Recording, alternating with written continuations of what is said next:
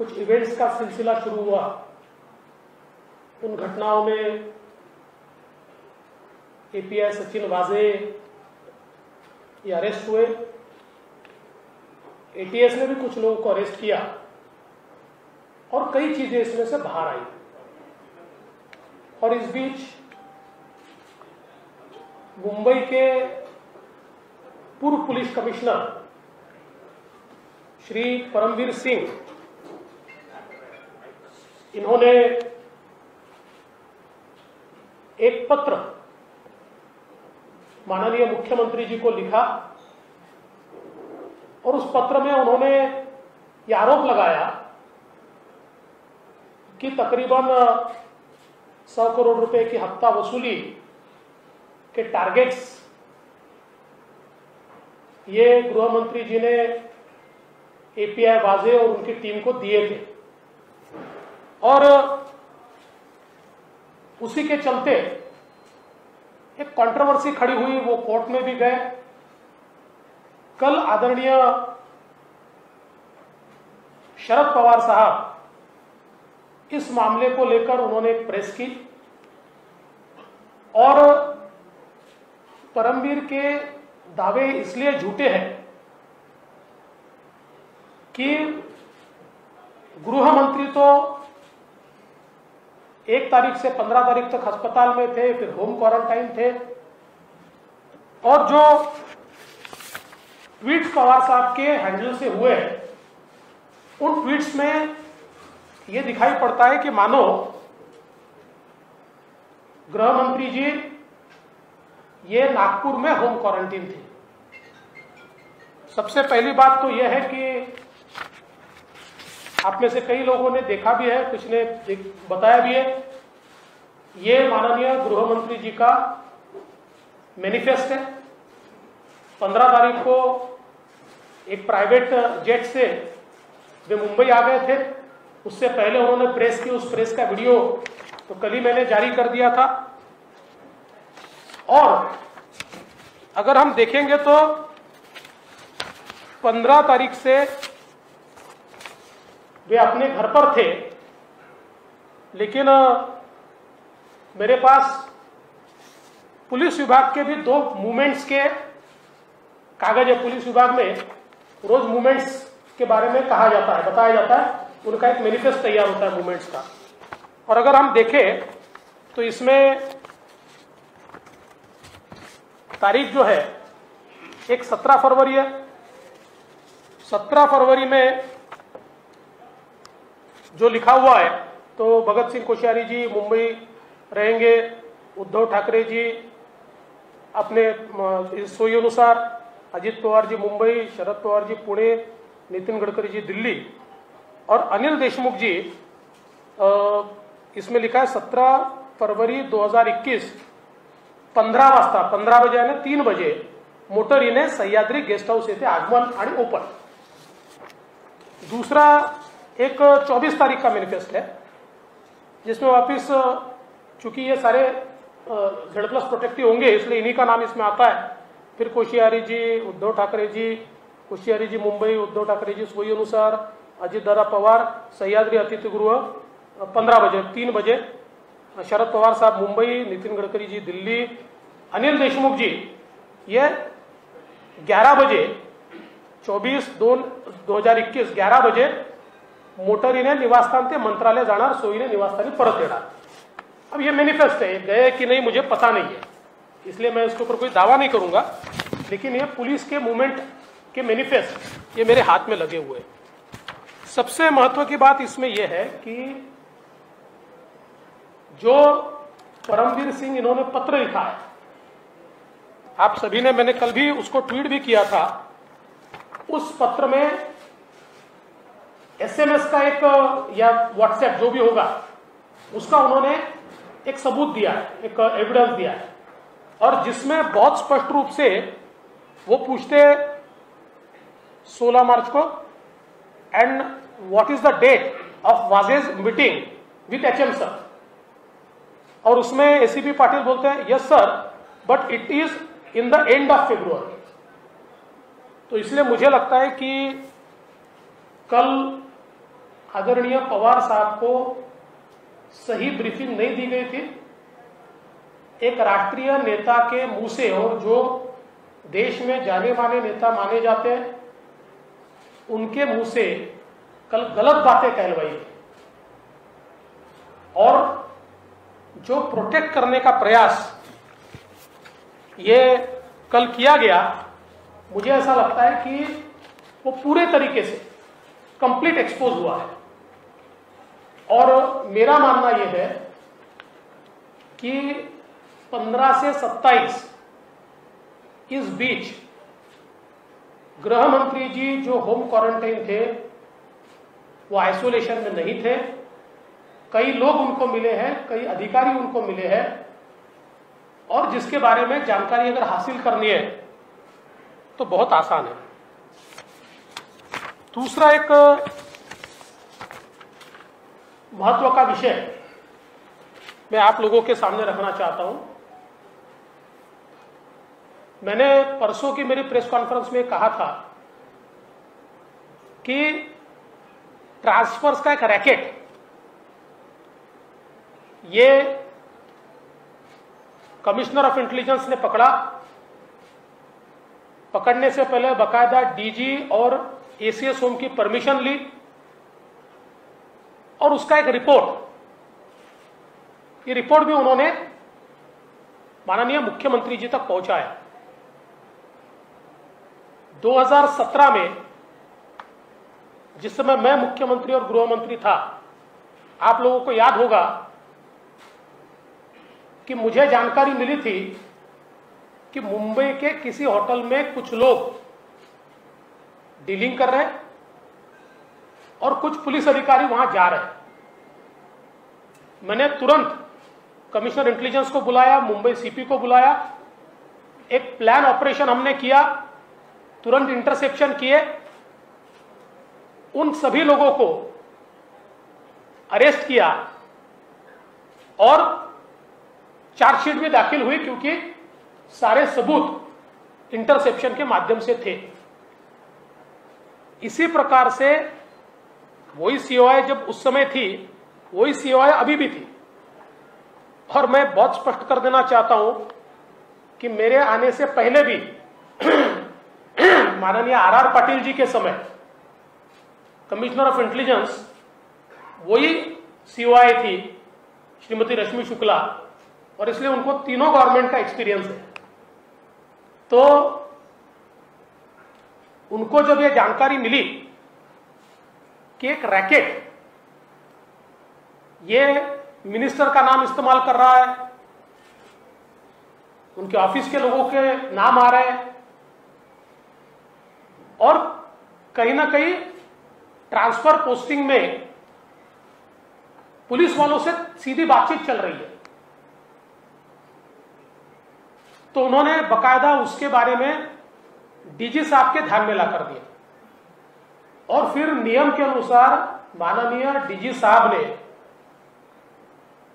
उसमें through DG एक permission ACS home को मांगी कि ये सारे नंबर हमको इंटरसेक्शन पे लगा ले, और बकायदा एसीएस होम ने वो परमिशन दी। उस परमिशन के तहत जब कॉल रिकॉर्डिंग शुरू हुआ तो बड़ी एक्सप्लोजिव चीजें बाहर आने लगी और कई बड़े अधिकारी, कई पॉलिटिकल लोग, इनके नाम, चर्चाएं, ये इसमें से बाहर आने लगी। और ये सारी चीजें ध्यान में आने के बाद इसको सारा कंप्लीट, इसका रिपोर्ट उस समय सीओआई ने तैयार किया और 25/8/2020 को यह रिपोर्ट सीओआई ने, कमिश्नर ऑफ इंटेलिजेंस ने डीजी साहब को दिया और डीजी साहब ने 26 तारीख को, ये अनसाइंड है लेकिन जो मंत्रालय में वो साइंड है, अब उसकी चिंता मत कीजिए नहीं तो फिर वापस, और ये तो साइंड ही लेटर है। 26 तारीख को उन्होंने, डीजी साहब ने उस समय के एसीएस श्री सीताराम कुंटे जी को ये फॉरवर्ड किया और उसमें बहुत स्पष्ट रूप से उन्होंने ये कहा कि ये जो सारा रिपोर्ट है, hence it is recommended that this be brought to the notice of Honorable Chief Minister at the earliest and an immediate and comprehensive inquiry be ordered by the state CID to identify concerned individuals and take necessary legal action. It is also advised that the secrecy of the report be ensured in order to prevent unnecessary scrutiny which may bring disrepute to the government. ऐसा बिल्कुल clear पत्र ये DG साहब ने उसके बाद लिखा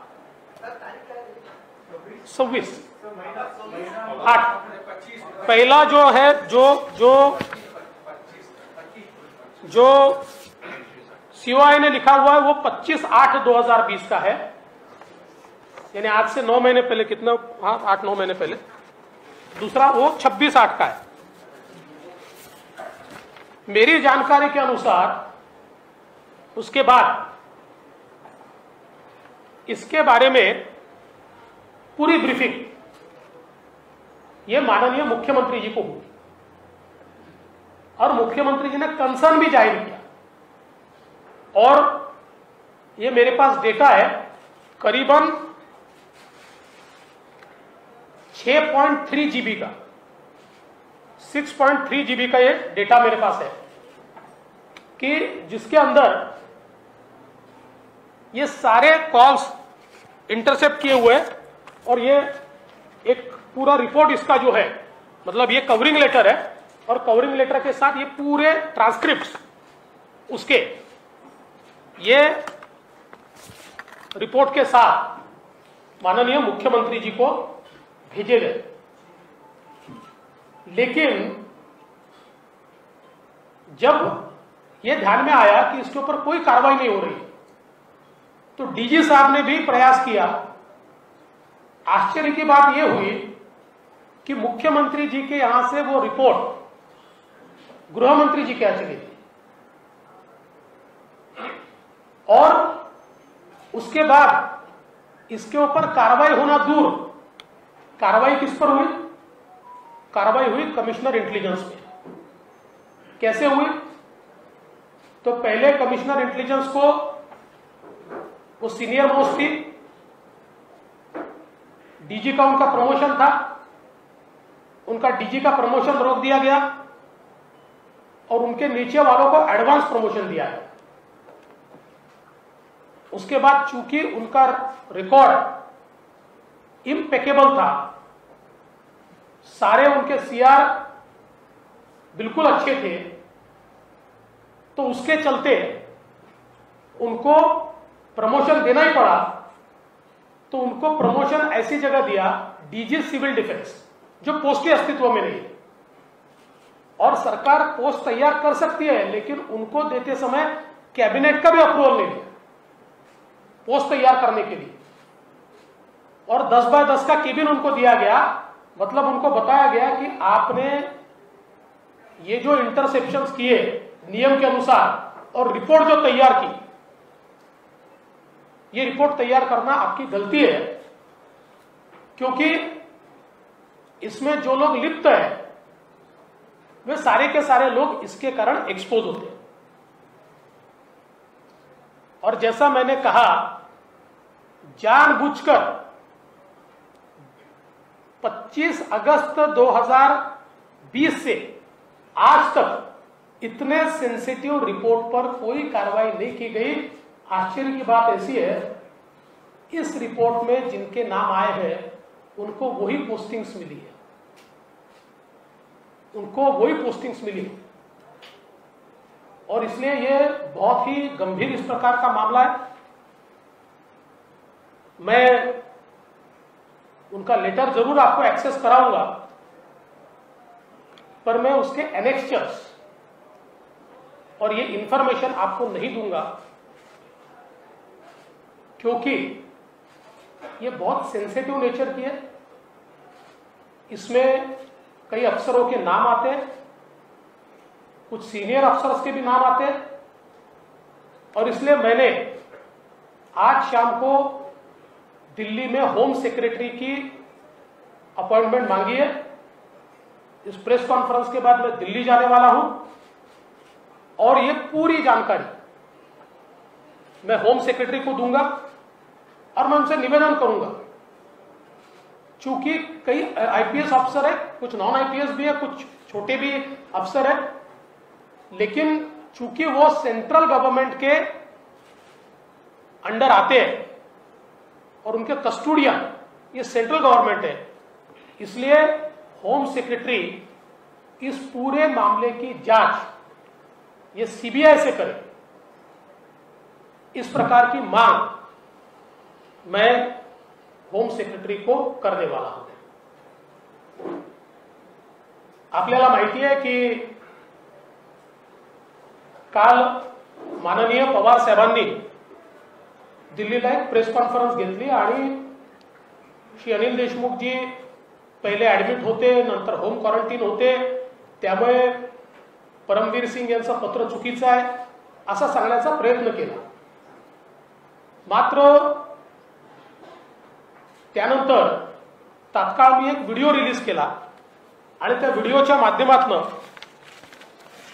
मी स्पष्टपणे त्यांनी घेतलेली प्रेस दाखवली आणि त्यानंतर माननीय पवार साहेबांचे जे ट्वीट्स आहेत त्या ट्वीट्समध्ये त्यांनी असं सांगितलं आहे की ते जणू काही नागपूरलाच होम क्वारंटीन होते। हे खरं नाही आहे। या संदर्भातला पॅसेंजर मॅनिफेस्ट आहे, ते जेट प्रायव्हेट जेटनी मुंबईला आले होते, ते मुंबईमध्ये होते आणि सगळ्यात महत्त्वाचं असं आहे की माझ्याजवळ 2 पोलीसचे मॅनिफेस्ट आहेत की ज्याच्यामध्ये त्यांचे मुवमेंट दाखवलेले आहेत, त्या झाल्या आहेत की नाही मी याच्यावर काही भाष्य करणार नाही। त्यासोबत श्री परमवीर सिंग यांनी जे काही त्या ठिकाणी पत्र लिहिलं आहे त्या पत्रामध्ये SMS किंवा व्हॉट्सअपचा जो पुरावा लावला आहे त्यामध्ये अतिशय स्पष्टपणे परमवीर विचारतायत की वाजे कधी भेटले आणि त्यात ते पाटील असं म्हणतायत फेब्रुवारी एंडला।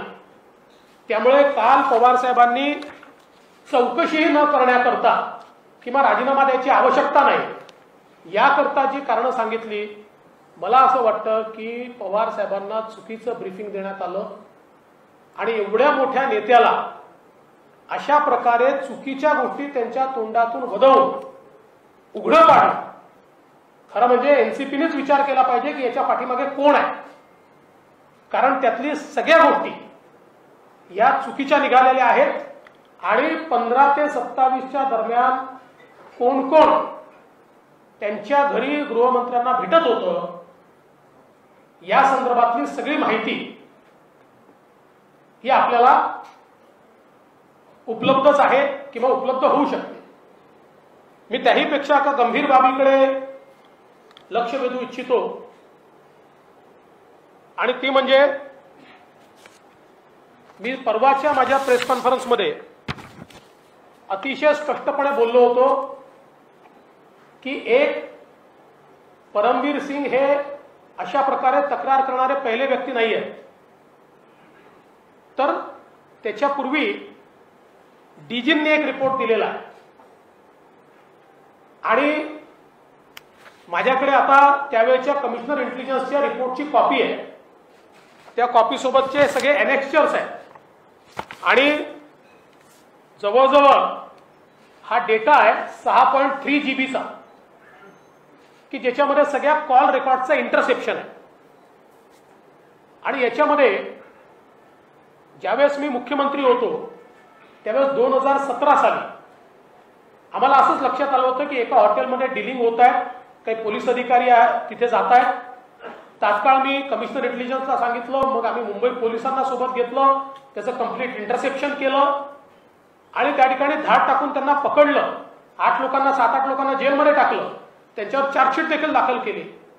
त्यामुळे त्याच सीओआय आत्ता असल्यामुळे त्यांना हे लक्षात आल्याबरोबर त्यांनी तात्काळ डीजींची परवानगी घेतली, डीजींनी एसीएस होमची परवानगी घेतली, काही लोकांचे नंबर इंटरसेप्शनवर लावले आणि त्यात काही पोलीस अधिकारी, काही राजकीय नेते आणि अनेक विस्फोटक अशा प्रकारचे संवाद, कन्व्हर्सेशन हे बाहेर यायला लागले आणि हे सगळं पाहिल्यानंतर त्यांच्या असं लक्षात आलं की यातनं खूप मोठं रॅकेट हे तयार झालं आहे आणि याच्याशी सरकारमधल्या गृह मंत्रालयातल्या गृहमंत्र्यांचे, लोकांचे, सगळ्यांचे संबंध हे दिसत आहे आणि म्हणून त्यांनी तात्काळ या संदर्भातला सगळा रिपोर्ट डीजी साहेबांच्या थ्रू एसीएस होमला दिला. एसीएस होम साहेबांच्या माध्यमातून तो रिपोर्ट माननीय मुख्यमंत्र्यांकडे गेला. मुख्यमंत्र्यांनी तो पाहिला, त्यांनी ते ऐकलं,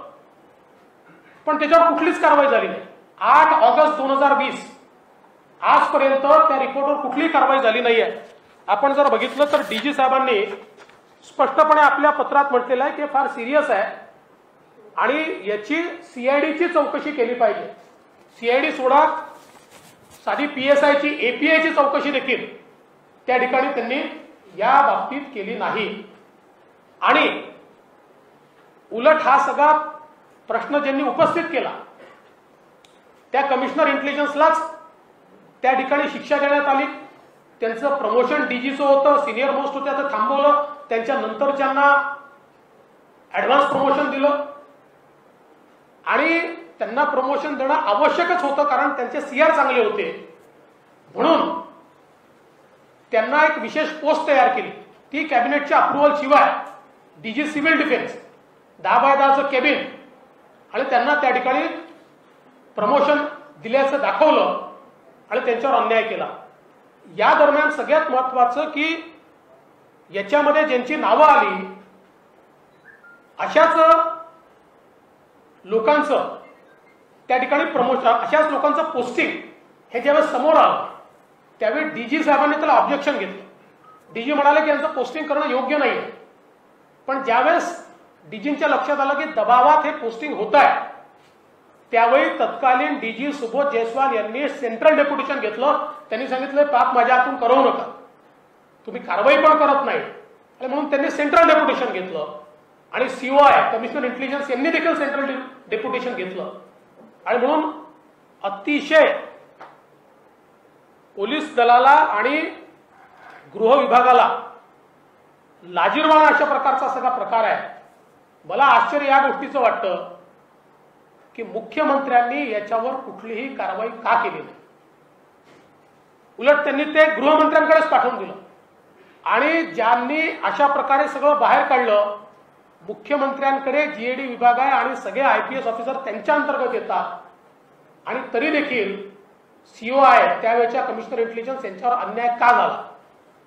म्हणजे एक प्रकारे मुख्यमंत्र्यांनीच याच्यावर पांघरून घातलं असं जर आपण म्हटलं तर ते चुकीचं होणार नाही आणि म्हणून आता हे सगळं अत्यंत महत्वाचं आहे.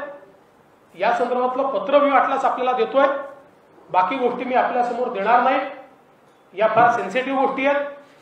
यात आयपीएस ऑफिसर्सचे नाव आहेत, अधिकाऱ्यांची नावं आहेत, बऱ्याच लोकांची नावं त्यात येत आहेत आणि म्हणून मी आज दिल्लीला चाललो आहे.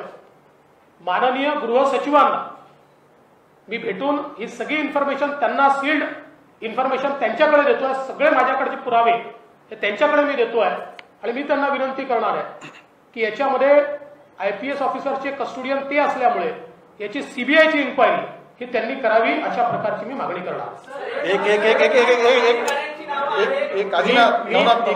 मी 2-3च प्रश्न घेणार आहे कारण मग ते डायव्हर्ट होता महत्वाचा विषय. शांती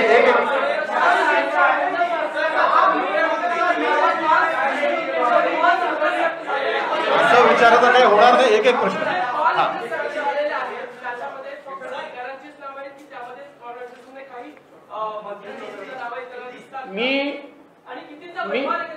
मी आधीच सांगितलेलं आहे त्याच्यामध्ये अधिकारी, राजकारणी सगळ्यांची नावं आहेत.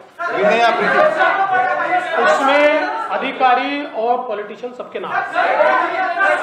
विनय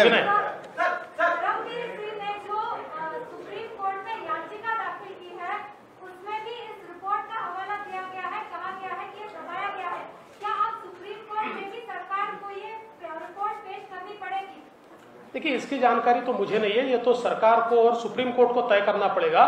लेकिन मैं केंद्र सरकार के पास इसको होम सेक्रेटरी जो इसके कस्टोडियन है उनके पास में पहुंचाऊंगा।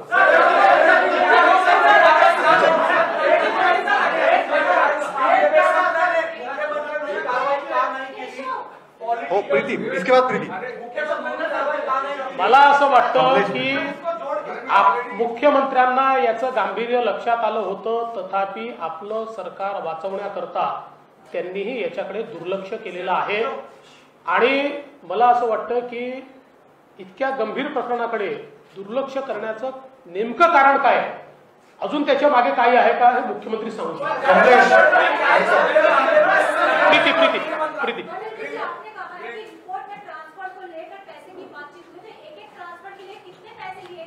देखिए, इतने डिटेल्स में नहीं कहूंगा, पर मैं ये कहना चाहता हूं कि उसमें बहुत चीजें हैं, बहुत गंभीर चीजें हैं। कुछ ऐसे भी चीजें हैं कि हमने इतने पैसे दे दिए हैं। ये सारी चीजें मैंने, देखिए मैं गृह मंत्री रहा हूं, मैं महाराष्ट्र का मुख्यमंत्री रहा हूं। ये सारा मामला पुलिस विभाग को डिस्ट्रीब्यूट भी ला सकता है और इसमें कुछ अधिकारियों के भी नाम है, और इसकी जांच होने के बाद उनमें से कितने सही है, किसकी आवाज है क्या, ये सारी चीजों की जांच होनी चाहिए। इसलिए मैं ये सारी चीजें होम सेक्रेटरी को दूंगा। शेवटचा प्रश्न,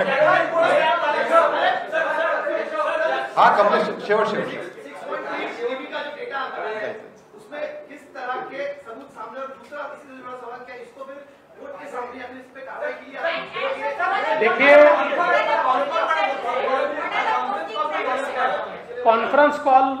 कॉन्फरन्स कॉल एखादा असेल, मला एकदम लक्षात येत नाही येते, कारण एवढा ये बहुत बड़ा डेटा है। लेकिन इसमें जैसा आपने पूछा है उस प्रकार की सारी चीजें इस डेटा में मौजूद है। क्या ये ट्रांसफर रैकेट सिर्फ गृह मंत्रालय को लेकर है, या इस रिपोर्ट को इसलिए दबाई गई क्योंकि हर मंत्रालय में इस तरीके के ट्रांसफर के रैकेट चल रहे हैं? अभी जो जानकारी इसमें, ये गृह मंत्रालय की ही जानकारी है।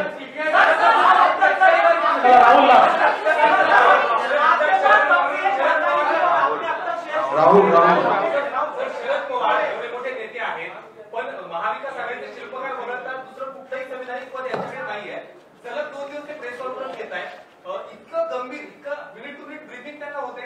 गोपनीयतेचा काही कायदा त्यांना काही लागू होतो? गोपनीयतेचा कायदा वगैरे लागू होत नाही। पवार साहेब मोठे नेते आहेत, ते जरूर ब्रीफिंग घेऊ शकतात, पण हे ब्रीफिंग मुख्यमंत्र्यांनी घेतलं पाहिजे। मुख्यमंत्री एक शब्द याच्यावर बोलत नाहीत आणि पवार साहेबांना त्या ठिकाणी बोलावं लागत आहे, आणि शेवटी पवार साहेब जे बोलतात ते सगळं चुकीचं निघतंय। थँक्यू।